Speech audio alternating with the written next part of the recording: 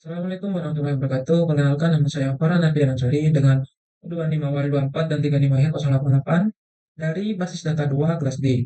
Sekarang saya akan menunjukkan final project database yang saya buat, yaitu Quick Fix. Jadi Quick Fix itu secara garis besarnya adalah database untuk bengkel gadget, baik itu laptop maupun smartphone. Oke, kita masuk ke poin yang pertama.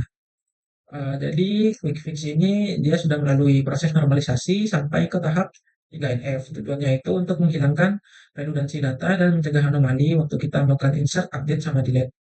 Jadi bisa teman-teman lihat di sini, secara struktur saya mengklasifikasikan 7 entitas di database ini. Lalu saya membaginya ke dalam dua jenis tabel, yang pertama tabel master dan yang kedua tabel transaksional. Oke. Jadi tabel master itu adalah entitas yang menyimpan data statis atau referensi utama. Terdiri dari pelanggan di sini dia sebagai entitas konsumen, lalu teknisi dia sebagai entitas SDM atau sumber daya manusianya atau pekerjanya, dan spare part di sini dia sebagai katalog inventaris gudang. Oke. Lalu kita lanjut ke sisanya ada tabel transaksional, yaitu service, pembayaran, detail service. Lalu kita masuk ke tabel service di sini. Oke, tabel service ini dia merupakan jantung operasional dari Quick Fix. Tabel ini dia bertindak sebagai hidran transaksi yang merekam antrean. Di sini saya menerapkan aturan relasi atau kardinalitasnya itu one to many. Artinya satu data pelanggan dan satu data teknisi dapat berelasi dengan banyak riwayat transaksi service. Oke, kita lanjut ke detail service. Oke, jadi lalu bagaimana dengan penggunaan komponen atau suku cadang? Jadi dalam dunia nyata itu satu transaksi bisa memakai banyak komponen. Lalu juga satu jenis komponen bisa dipakai di banyak transaksi service. Jadi dia masuknya ke relasi many to many. Untuk menyelesaikan masalah ini, untuk menyelesaikan masalah tanpa melanggar aturan normalisasi, saya mengimplementasikan tabel bridge atau tabel jembatan yang namanya detail service. Tabel ini memecah relasi many to many menjadi dua one to many, sekaligus menyimpan rincian subtotal harga pada saat transaksinya eh, terjadi. Oke. Lalu sebagai penutup alur operasional, di sini saya memisahkan entitas kasir ke dalam tabel pembayaran. Relasinya dibuat ketat menjadi one to one dengan tabel service yang menjamin bahwa satu tiket perbaikan hanya bisa memiliki satu struk pelunasan. Setelah arsitektur terbentuk, kita masuk ke poin yang kedua, yaitu tantangan. Dalam merancang sistem quick fix ini, saya menemukan tiga tantangan utama yang nggak bisa hanya diandalkan pada sistem aplikasi front end-nya, melainkan harus dicegah dari level database-nya langsung. Oke, tantangan yang pertama itu inkonsistensi data transaksional. Jadi, jika sistem membiarkan kasir atau teknisi menghitung total tagihan sama memasukkan harga komponen secara manual, sistem itu akan rentan terhadap human error. Hal ini dapat menyebabkan anomali fatal di mana total uang yang masuk di tabel pembayaran berbeda dengan rincian biaya di tabel detail service. Oke, lanjut ke yang kedua, kita masuk ke spare part. Nah, tantangan kedua itu berkaitan dengan integritas inventaris gudang. Jika tidak ada sistem proteksi yang berjalan secara real time di dalam database, stok komponen di tabel spare part ini bisa tembus menjadi angka negatif apabila teknisi terus menginput penggunaan komponen tanpa menyadari bahwa stok di gudang itu sebenarnya udah habis. Lanjut kita ke service. Nah, tantangan tiga itu adalah beban komputasi pada skala super big data. Tabel transaksi, terutama di tabel service ini, dirancang untuk terus bertambah setiap harinya hingga mencapai puluhan atau ribuan baris data. Jika kita menggunakan metode pencarian standar atau query biasa, database akan mengalami penumpukan antrean proses, I/O, atau bottleneck. Jadi hal ini memicu latensi tinggi yang membuat aplikasi menjadi late, time out, atau bahkan membuat server crash saat jam sibuk bengkel. Oke. Lalu kita masuk ke poin 3. Untuk mengatasi tantangan operasional tadi, kita masuk ke poin ketiga, yaitu solusinya. Jadi di sini ada tiga komponen utama yang saya buat. Yang pertama ada stock function. Kita mulai dari stock function terlebih dahulu. Di sini ada hitung total tagihan sama cek status stok. Ya. Jadi stock function ini digunakan untuk komputasi yang mengembalikan nilai tunggal. Jadi logikanya dihitung total tagihan ini, fungsi ini akan menjumlahkan biaya jasa dari tabel servis dengan summary subtotal dari tabel dealer service menggunakan operasi join. Lalu saya juga menambahkan if null di sini agar tidak terjadi error ketika subtotalnya bernilai nol.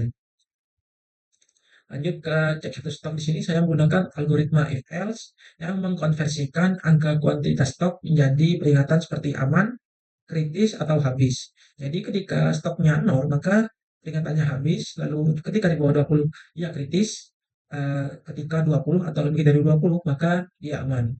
Lanjut ke yang kedua di sini ada store prosedur. Oke, jadi store prosedur itu beda sama fungsi. Prosedur itu menjalankan serangkaian aksi DML-nya sekaligus. Oke. Di sini saya ada dua prosedur. Yang pertama ada tambah detail service.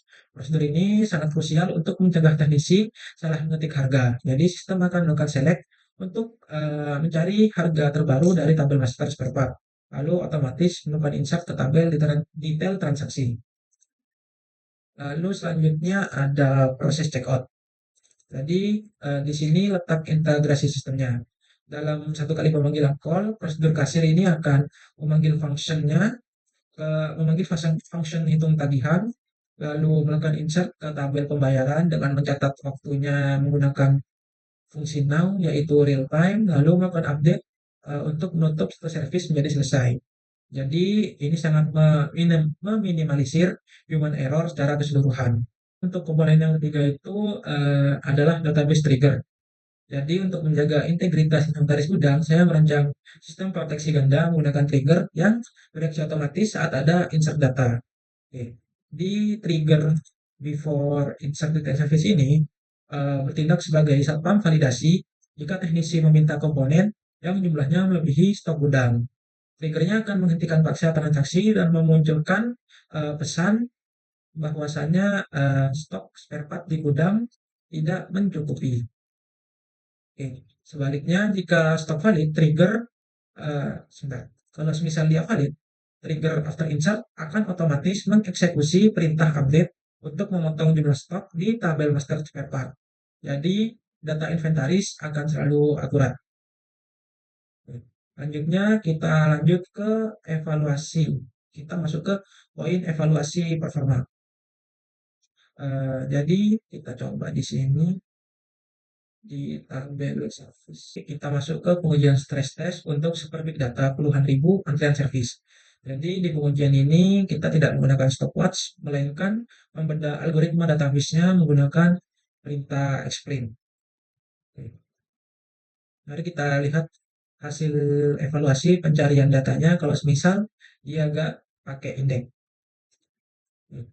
Bisa teman-teman perhatikan di sini kolom type-nya dia bernilai val dan rows-nya bernilai puluhan ribu. Ini artinya mesin SQL-nya terpaksa melakukan full table scan. Jadi sistem membaca baris demi baris dari awal sampai akhir. Ini nggak efisien karena tentunya nanti membuat servernya menjadi sangat lambat. Oke. Untuk solusinya, di sini kita akan membuat index. Create index.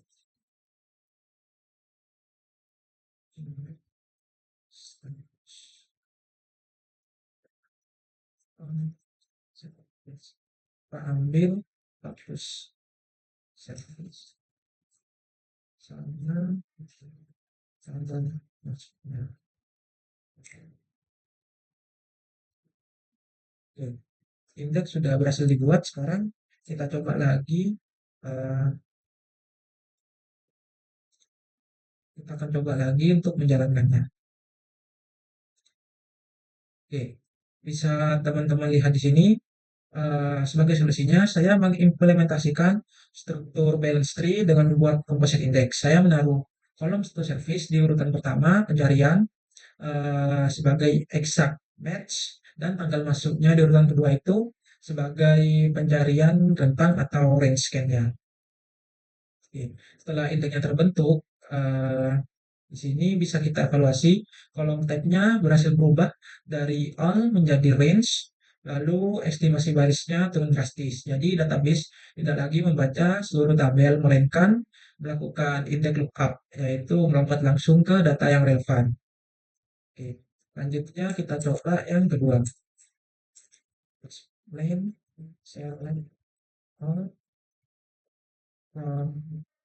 supaya apa? Gimana?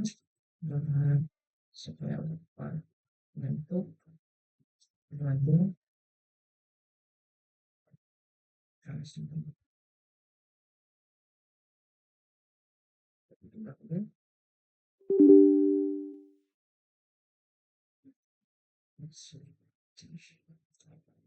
oh, di ininya keliru. Coba kan. Oke. Bisa teman-teman lihat di sini, selain di tabel transaksi, saya juga melakukan pengujian pada tabel master spare part. Misalnya nanti kasir mencari nama suku cadang dengan awal CD. Lalu bisa dilihat kembali kalau dia melakukan full scan tabel, yaitu tipe yang kali ini. Oke. Jadi sekarang kita akan coba buat lagi indeksnya, create index, oke, create index di sini.